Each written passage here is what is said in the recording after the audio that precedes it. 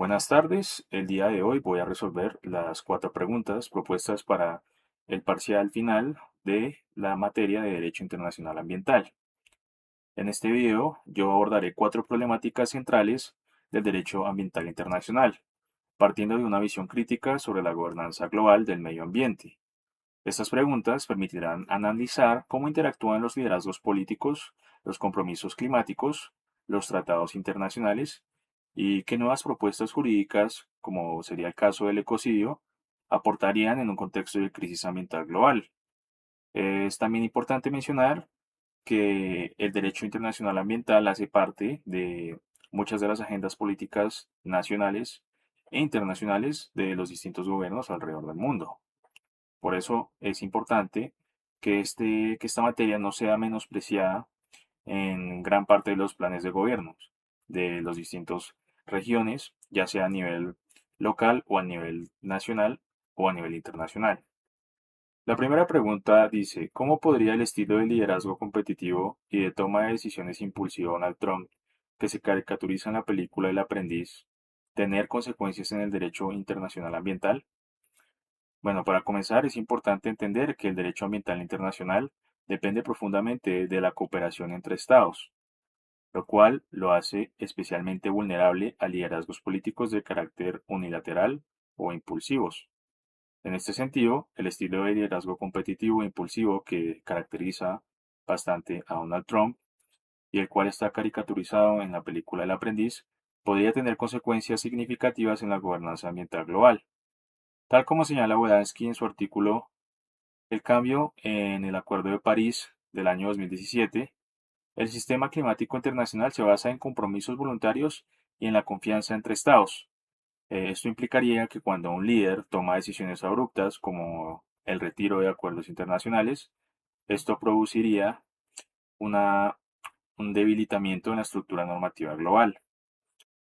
El ejemplo claro es la salida de Estados Unidos del Acuerdo de París durante la primera administración de Donald Trump. Según Faulkner, en The Paris Agreement and New Logic of International Climate Politics del año 2016, este tipo de decisiones rompe con la lógica de cooperación progresiva que caracteriza el régimen climático actual. Además, los internacionalistas Keohane y Oppenheimer en París, más allá del el camino o la encerrona del cambio climático del año 2016, explican que el sistema de compromisos climáticos funciona como un mecanismo de presión mutua entre estados. Por lo tanto, cuando una potencia global actúa de forma unilateral, reduce los incentivos de otros países para cumplir con sus obligaciones. Claramente, esto se da como en el efecto de la telaraña, ¿sí? En relaciones internacionales, que es que una decisión de un país que tiene gran influencia y gran poder, como es el caso de Estados Unidos, al tomar una decisión de este tipo, de este talante, puede ocasionar que sus pares o sus congéneres o sus países que están, digámoslo de alguna forma, supeditados o están alineados ideológicamente con Estados Unidos para este caso, pues sigan esa misma línea o sigan esas mismas decisiones que adopta en este caso el gobernante de turno. Desde una perspectiva más general, Víctor, en Global Warming Gridlock del año 2011, en este artículo advierte que el cambio climático no puede enfrentarse eficazmente si las grandes potencias adoptan posturas nacionalistas o de corto plazo. Esto tiene bastante relevancia cuando hablamos de que gran parte de estos acuerdos internacionales están, digamos, implementados o creados bajo un marco de cooperación. ¿Eso qué quiere decir? Que uno no puede anteponer, digamos, discursos ideológicos nacionalistas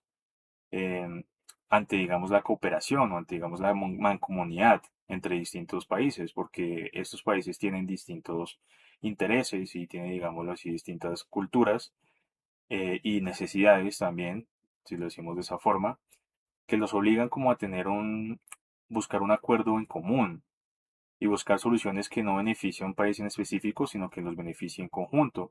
Y para este caso en específico, pues bajo el gobierno de Donald Trump, él está priorizando más que todo políticas internas sobre políticas internacionales. Y ya para finalizar, Uribe Vargas, en el libro de Derecho Internacional y Ambiental del año 2017, Resalta que principios como la cooperación internacional y la buena fe son pilares fundamentales del derecho internacional ambiental. Un liderazgo impulsivo puede erosionar estos principios, generando inseguridad jurídica y debilitando los compromisos ambientales globales. Nuevamente, como se mencionó anteriormente, valga la redundancia, estas decisiones, digamos, un poco nacionalistas, ¿sí? O digamos, tratando de imponer su liderazgo bajo pretextos nacionalistas, o que todo tiene que hacerse de acuerdo a una agenda de un país en general, de un país en específico, perdón, eso puede ocasionar que exista rupturas y se debiliten los acuerdos, dado que pues un país no puede eh, acogerse a las demandas de otro país o precisamente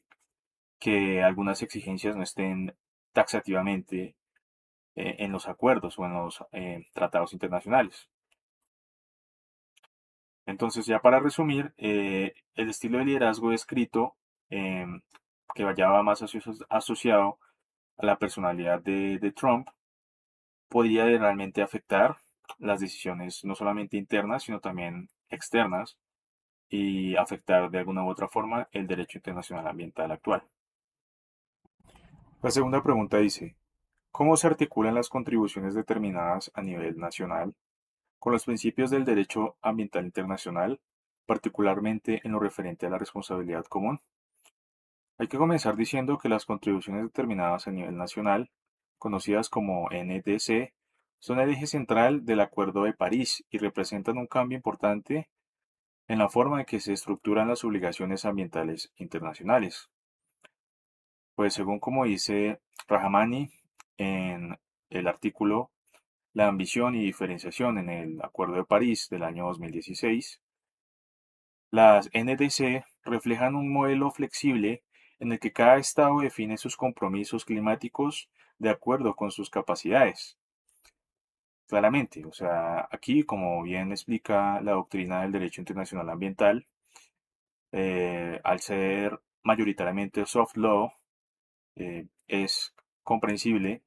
que estos países no estén obligados a implementar al pie o al tenor de la letra cada uno de los artículos contenidos en este acuerdo o en los distintos acuerdos de derecho internacional ambiental, debido a que las necesidades de cada país son distintas y su capacidad económica también difiere. Menciona también que este enfoque se conecta directamente con el principio de responsabilidad común pero diferenciada, el cual reconoce que todos los estados son responsables del cambio climático, pero no en la misma medida. Esto tiene sentido dado que cada país tiene de alguna u otra forma un nivel, si se puede decir así, de contaminación o un grado de contaminación distinto, dado que su población y su actividad difiere de país entre país. Por ejemplo, Estados Unidos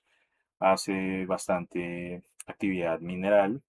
de explotación mineral, y asimismo también hace bastante fracking, por poner dos ejemplos. Y por otra parte está China o la República Popular China, que también usan bastantes tecnologías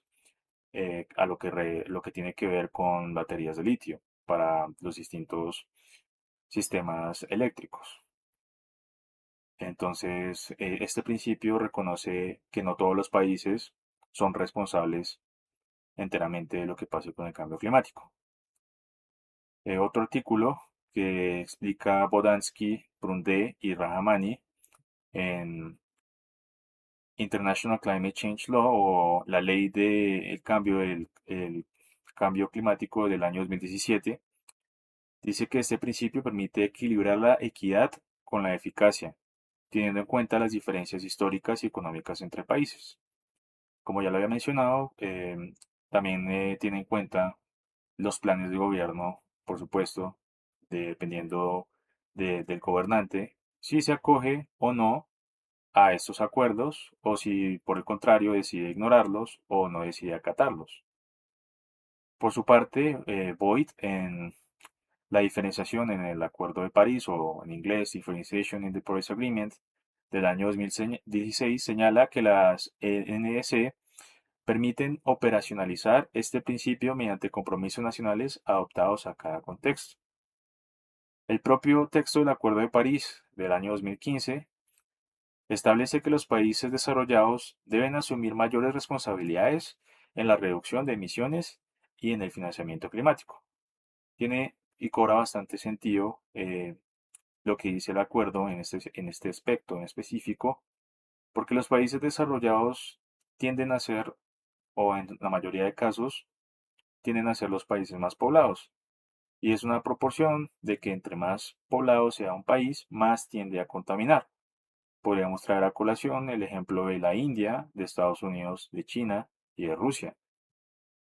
que son países bastante poblados o que poseen una gran población y que aún así también contaminan en gran medida. No se podría decir, por ejemplo, lo mismo de países como Suecia, Noruega o Finlandia, los países nórdicos, que a pesar de no poseer una gran población, son países altamente desarrollados y que sí acogen eh, gran parte de lo que está conteniendo el Acuerdo de París, pero no tienen, digámoslo así, ese nivel de industrialización tan exacerbado como lo tienen, por ejemplo, Estados Unidos y China, que son países bastante productores, que tienen una industria bastante diversificada y que realmente son los que exportan gran parte de sus productos a otros países y no importan tanto. Tal razón explicaría por qué son los que más contaminan. Asimismo, Sanz y Peel en los principios del derecho internacional ambiental del año 2018 destacan que este principio es esencial para garantizar legitimidad en el sistema internacional, ya que evita imponer cargas desproporcionadas a países en desarrollo. Entonces, pues aquí los países en vía de desarrollo serían los del hemisferio sur, como están en el subcontinente sudamericano y norteamericano en el caso de México, y los países africanos. Eh, entonces, ya para resumir, las NS son una manifestación concreta del principio de responsabilidad común, pero diferenciada, permitiendo una participación más amplia, pero también generando retos en términos de ambición y cumplimiento. La tercera pregunta dice, ¿de qué manera los convenios de Basilea y de Estocolmo contribuyen a la prevención de la contaminación transfronteriza y la protección de la salud humana y del medio ambiente? Bueno, hay que comenzar diciendo que los convenios de Basilea y Estocolmo son instrumentos clave para enfrentar la contaminación transfronteriza, uno de los problemas más complejos en el marco del derecho ambiental internacional. El Convenio de Basilea del año 1989 regula el movimiento transfronterizo de desechos peligrosos, buscando evitar que países desarrollados exporten residuos a países con menores capacidades de gestión. Según menciona Kruger en la Comisión de Basilea y el Comercio Internacional en los Residuos Peligrosos del año 2001, dice que este convenio introduce mecanismos de control que obligan a obtener consentimiento previo antes de trasladar residuos peligrosos entre países. Lo que quiere decir que debe haber una autorización, debe haber, digámoslo así, eh, un consentimiento por parte de un país en vía de desarrollo antes de que se trasladen estos residuos a estos países. Dado pues que no todos tienen la capacidad de manejo de todos los tipos de residuos. Recordemos que hay una gran variedad de residuos de desechos, los cuales no pueden ser manejados por, yo diría que uno de cada tres países o cada cuatro países no podrían tener la capacidad. Por otro lado, el Convenio de Estocolmo del año 2001 se centra en eliminar o restringir los contaminantes orgánicos persistentes, que son altamente tóxicos y pueden desplazarse largas distancias a través del aire y el agua. Esto tiene sentido porque hay en la actualidad contaminantes que tienen un alto grado de toxicidad que ya una vez esparcidos en el medio ambiente ya son bastante difíciles de controlar. o digamos que sus efectos pueden ser irreversibles, ya sea a corto, mediano o largo plazo. Y de acuerdo con el Programa de las Naciones Unidas para el Medio Ambiente, en su manual de entrenamiento del Derecho Internacional Ambiental del año 2005, menciona que ambos convenios reflejan el principio de prevención y el principio de precaución. Además, BRAC, en su artículo International Trade and Environmental Governance o Comercio Internacional y Gobernanza Ambiental del año 1998, señala que estos tratados también buscan corregir desigualdades estructurales en el comercio internacional de sustancias peligrosas. Eso tiene sentido porque muchas veces no se hace, digámoslo así, o no se tiene en cuenta un grupo de expertos en materia ambiental cuando se hacen tratados internacionales, lo cual puede acarrear que hayan consecuencias ambientales que no hayan sido planificadas o que hayan sido menospreciadas. Es importante que cuando se trata de, digamos, hacer explotación minera o, digamos, la tala de árboles, la cual debería ser bastante controlada, muchas veces no se tiene en cuenta a profesionales o a expertos en este tema, lo cual puede acarrear que se genere o se ocasione un perjuicio y un daño a comunidades, digámoslo así, endémicas y también a un daño considerable a la flora y fauna de un lugar en específico. Y Uribe Vargas, en el ya mencionado libro de Derecho Internacional Ambiental del año 2017, destaca que la contaminación transfronteriza implica responsabilidad internacional del Estado, especialmente cuando el daño afecta a otros territorios. Bueno, en este sentido yo diría que debe ser territorios internacionales, digámoslo así, o sea, que no afecte la soberanía de otros países, o si se refiere más bien a territorios internos, como bien se había mencionado. En el caso de Colombia, por ejemplo, hay bastantes comunidades indígenas, las cuales ya tienen demarcado su territorio y los cuales protegen ampliamente de este tipo de actividades de explotación, digámoslo así, mineras ilegales. Ya para concluir, estos convenios no regulan únicamente sustancias peligrosas, sino que fortalecen la cooperación internacional y protegen tanto la salud humana como el medio ambiente. La cuarta pregunta dice, ¿en qué medida el concepto de ecocidio, como destrucción masiva y duradera del medio ambiente, podría ser reconocido y sancionado efectivamente en el marco del derecho ambiental internacional? Bueno, el concepto de ecocidio plantea uno de los debates más innovadores del derecho internacional contemporáneo. Polly Higgins, en Erradicando el ecocidio del año 2010, propone reconocer el ecocidio como un crimen internacional comparable al genocidio cuando se produce una destrucción masiva y duradera del medio ambiente. Esto tiene sentido porque eh, al haber gran daño al medio ambiente o a algún ecosistema, esto genera pérdida de plantas y animales o de flora y fauna, lo cual pues uno podría comparar a un genocidio que es digamos la exterminación sistemática y continua de un grupo de personas, ya sea por su religión o por su etnia o raza, etcétera, en un periodo de tiempo, ¿sí? Entonces lo que propone este autor es categorizar al ecocidio al mismo nivel de un genocidio y pues por consiguiente debería tener las mismas consecuencias penales, ya sea para actores individuales o para el mismo Estado. Y más reciente, la, la Stop Ecocide Foundation o la Fundación para Parar el Genocidio o Detener el Genocidio, en su informe del año 2021, propone una definición jurídica que podría incorporarse al Estatuto de Roma de la Corte Penal Internacional. Según Kilian, en Ecocidio y el Derecho Internacional Criminal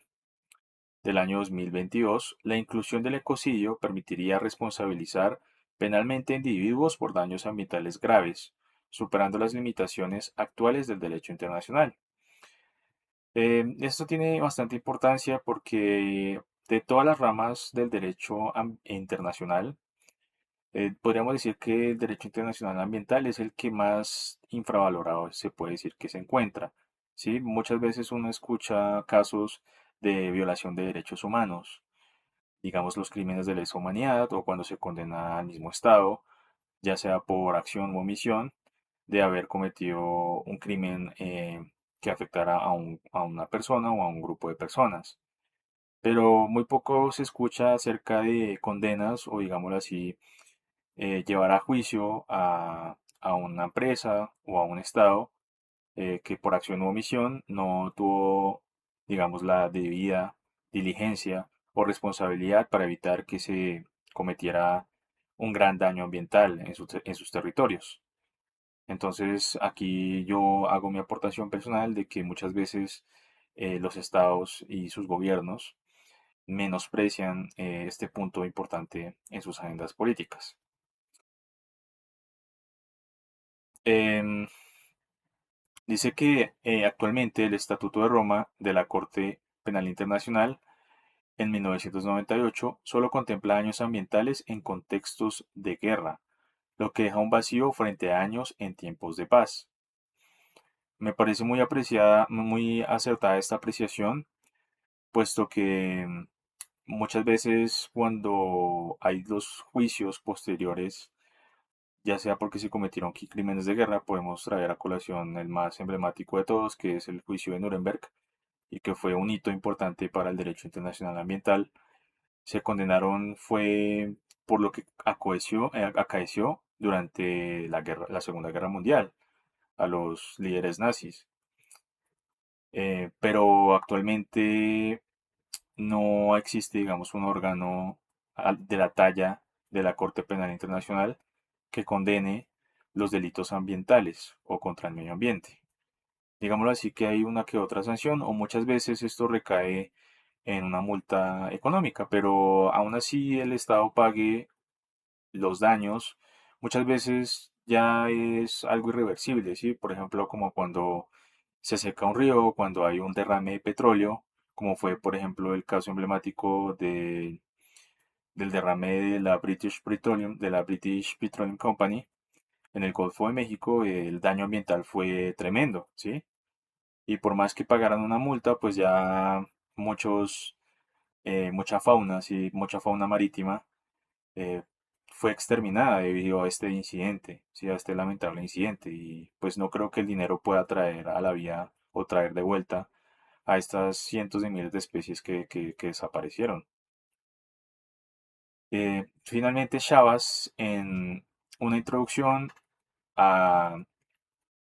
la Corte Penal Internacional del año 2020, explica que ampliar la competencia de la Corte implicaría desafíos políticos significativos ya que requiere el consenso de los estados. Nuevamente, aquí pues tomamos uno de los grandes pilares del derecho internacional ambiental, que es el soft law, y es que pues no es fácil lograr un consenso entre distintos estados para esta materia, ¿sí? Dado que pues eso afectaría a sus intereses, eh, digámoslo así, nacionales, que implicaría, digamos, llevarlo a debate en el Congreso y que eso pase por los distintos debates, ¿sí? O distintas cámaras y que finalmente sea sancionado por el presidente en el caso de un sistema político presidencial o que simplemente sea vetado y vuelva nuevamente a pasar al Congreso y finalmente se caiga, ¿sí? O haya como una especie de lobby por parte de las grandes empresas para que no se lleve a cabo este tipo de regulaciones. Entonces, es bastante complejo que todos los estados se pongan de acuerdo bajo sus legislaciones internas, dado que pues la naturaleza de cada estado y sus necesidades e intereses son completamente distintos uno del otro, por lo que pues dando mi aportación personal, siento que esto puede llegar a ser difícil de implementar, por lo menos en la actualidad, pero por lo menos yo diría que puede implementarse como sanciones de reparación, me refiero a indemnizar, digámoslo, o restaurar, ¿sí? O reparar el daño y restaurar lo que se había, eh, el daño que se había ocasionado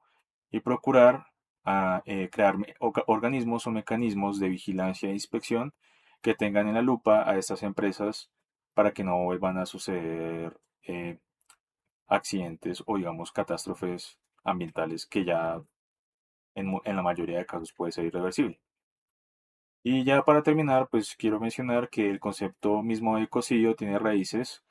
en debates académicos desde Galston en el año 1970, quien ya advertía sobre la destrucción ambiental a gran escala. Entonces el ecocidio, aunque aún no es un delito internacional autónomo, su reconocimiento representa un avance potencial hacia una mayor protección del medio ambiente a nivel global y le da también bastante importancia al, a los distintos ecosistemas que, pues, como se ha evidenciado día tras día, han sufrido grandes afectaciones por la actividad humana o la antropogenia, ¿sí? Entonces, con esto ya concluyo la resolución de las cuatro preguntas de este examen.